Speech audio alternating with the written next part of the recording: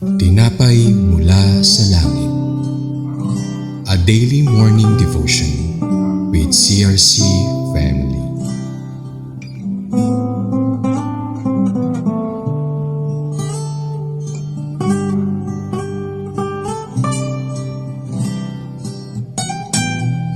Isa pong mapagpalang umaga po sa bawat isa. Ako nga po pala si Brother Edison Makuha, isang kabataan ng CRC Antipolo Daughter Church. Samahan niyo po kami sa pag-aaral ng salita ng Diyos dito sa Tinapay Mula sa Langit, ang pang-araw-araw na debosyon sa salita ng Diyos. Tayo po muna ay manalangin. Panginoon na may gawa ng langit at lupa, ang Diyos na aming pinaglilingkuran, Ama, kami po ay nagpapasalamat dahil dinala niyo po kami ngayong umaga upang makapakinig muli kami ng inyong mga salita. Salamat po sa opportunity na makapagbahagi ng inyong salita. Ikaw po ang siyang manguna at gumabay sa amin. Mangusap po kayo sa bawat isa. Sa inyo lang po ang lahat ng papurihan sa pangalan ng aming Panginoon at Diyos na si Jesus. Amen. Pamagat po ng ating pong pag-aaralan ay the first judge o ang unang hukom na ibinigay ng Diyos sa mga Israelita. Isa sa mahusay na namuno sa mga Israelita na ang pangalan ay Othniel. Si Othniel po ay isang hukom na pinili ng Diyos upang pamahalaan o maging isang leader ng mga Israelita. Mababasa po natin ito sa aklat ng mga Hukom, chapter 3, verse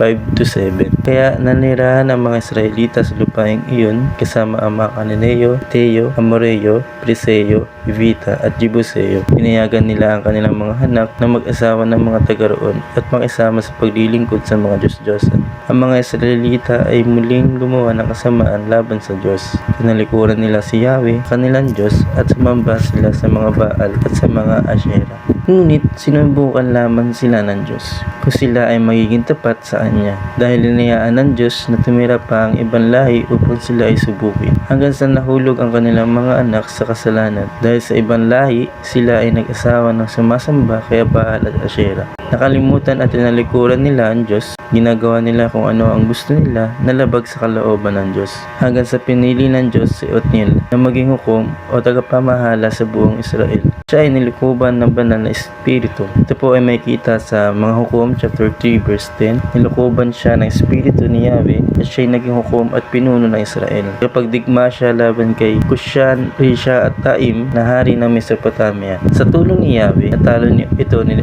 Othniel. Nagkaroon ng kapayapaan sa loob ng 40 taon. Subalit ang katapatan natin sa Diyos dapat ay di nasusukat sa kung gaano ito katagal, kundi sa pagiging tapat hanggang sa huling buhay natin. At para po sa ating pagtatapos sa ating conclusion, ito po ay makikita sa mga Awit chapter 51 verse 9. Ang kasalanan ko'y iyon ang limutin, lahat kong nagawang masamay pawiin. Minsan o madalas pa nga tayo o nakakalimut sa Diyos dahil sa mga kasalanan na nagagawa natin. Tayo ay napapalayo sa Diyos kagaya ng mga Israelita.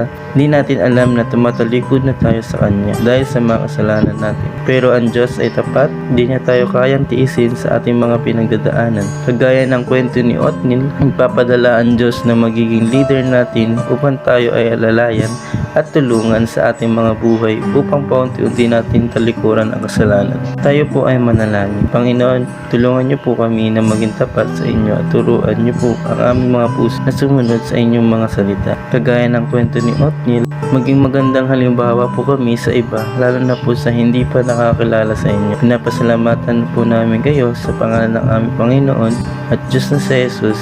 Amen. Maraming salamat po sa pakikibahagi sa ating programa. Lagi po nating pagnilayan ang salita ng Diyos mula sa ating puso dahil lubos ang magiging kaunawaan natin dito. Muli po ninyo kaming samahan bukas sa pagninilay ng kanyang salita dito sa programang Tinapay Mula sa Langit. Malayo po ninyong i-share ang video ito upang kayo rin ay maging pagpapala sa iba. Pagpalain po tayong lahat ng ating Panginoon. Magandang umaga.